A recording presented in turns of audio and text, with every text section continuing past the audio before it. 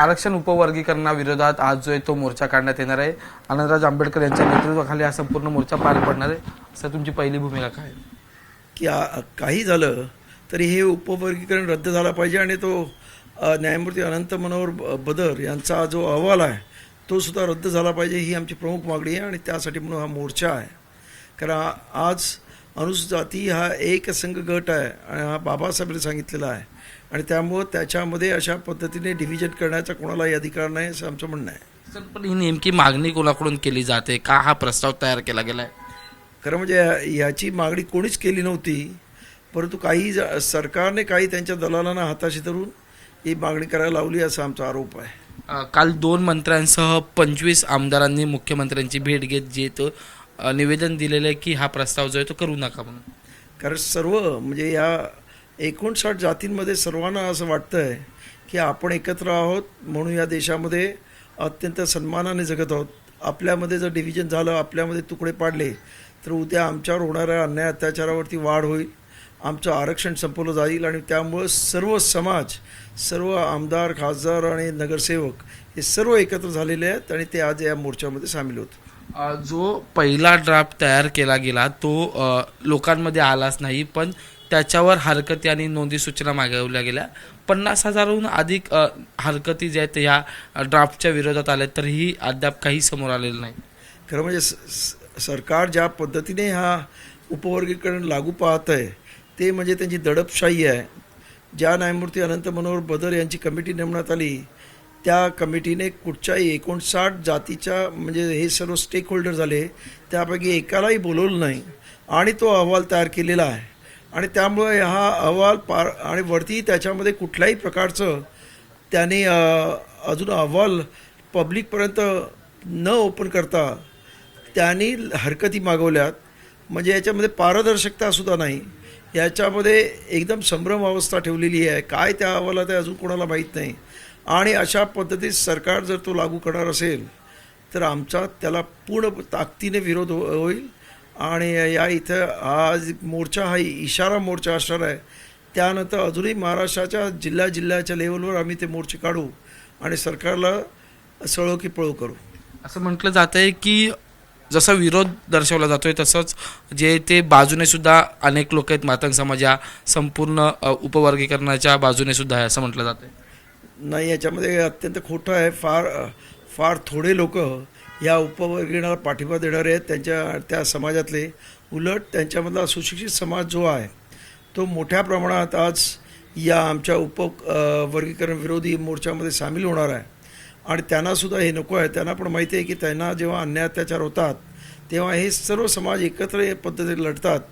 त्यामुळं हे फक्त राजकीय फायदा घेणारे जे काही लोक आहेत तेच त्यांच्याबरोबर आहेत आणि त्यांना समाजामध्ये फारशी किंमत नाही.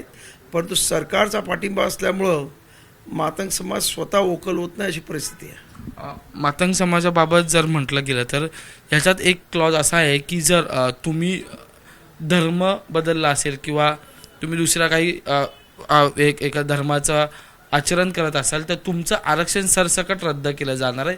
या सगळ्या घटनेकडे तुम्ही कसं बघतात? कारण की अनेक अनुसूचित जातीतून येणाऱ्या समाजातील लोकांनी मिशनरी धर्माकडे वळलेले आहेत किंवा इतर धर्माकडे वळलेले आहेत. खरं म्हणजे मातंग समाज सर्वात जास्त आज ख्रिश्चन धर्माकडे वळलेला आहे.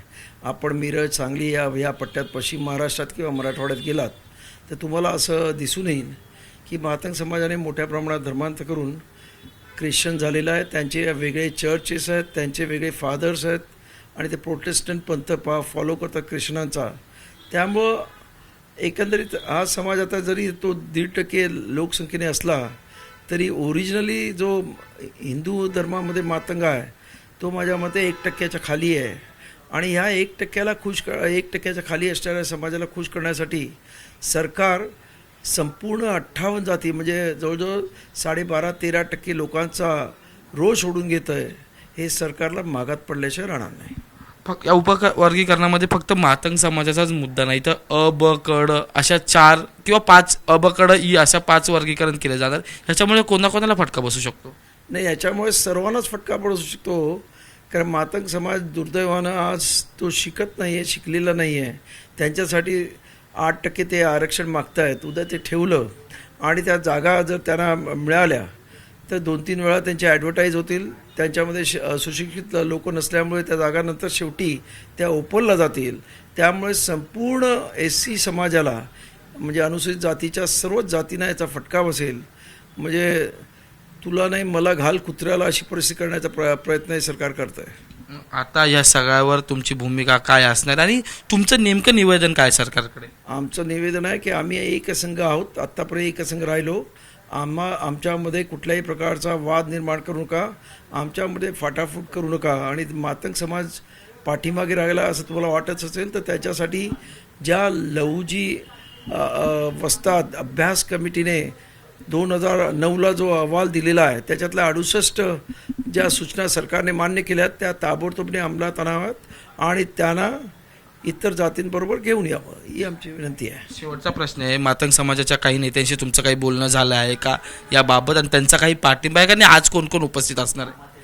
या इथे जे आज विरोधक आहेत म्हणजे उपवर्गीकरणाला पाठिंबा देणारे त्यांच्या कोणाशी झाला नाही, पण इतर मातंग समाजातील अनेक प्रोफेसर्स, डॉक्टर आणि इंजिनियर्स यांचा आमच्याशी कॉन्टॅक्टमध्ये आहेत. आज ते बरेच जण या मोर्चामध्ये सुद्धा सामील होतील.